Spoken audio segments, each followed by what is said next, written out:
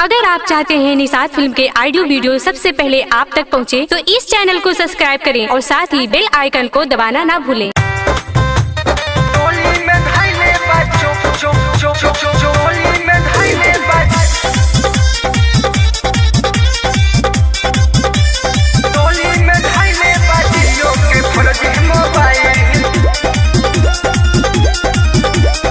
सोटेला है पीता बढ़ेला बीबी नथिया के नया डिजाइन छौरी मारता लाइन रे यार का कहि रे। सोटेला है पीता बढ़ेला बीबी नथिया के नया डिजाइन छौरी मारता लाइन छौरी मारता लाइन चोली में धैले बाजियो के फर्जी मोबाइल छौरी मारता लाइन चोली में धैले बाजियो के फर्जी मोबाइल छौरी मारता line music by Amarjeet Sharma.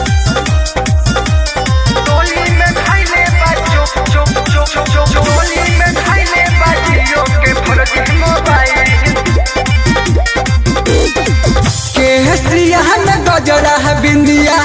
चमके लाली लारी प बहरी निकला गहतिया सूट सलवारी प का कहीं रे जान निकलती का। केसिया में गजरा बिंदिया चमके लाली लारी प बहरी निकला गहतिया सूट सलवारी प मिले आवे में हरदम कहरेली देरी साथ में लेके आवे सखी सहेली साथ में लेके आवे सखी सहेली ललका दुपट्टा से कहरेले टाटा चेहरा पर गजबे के साइन छौरी मारता लाइन छौरी मारता लाइन चोली में धैले बाजियो के फर्जी मोबाइल छौरी मारता लाइन चोली में धैले बाजियो के फर्जी मोबाइल छौरी मारता line music by Amarjeet Sharma.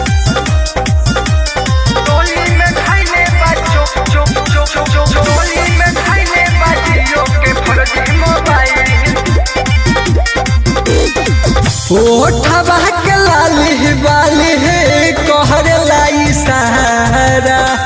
कोहरा में सुता के हमके कहे बारो प्यारा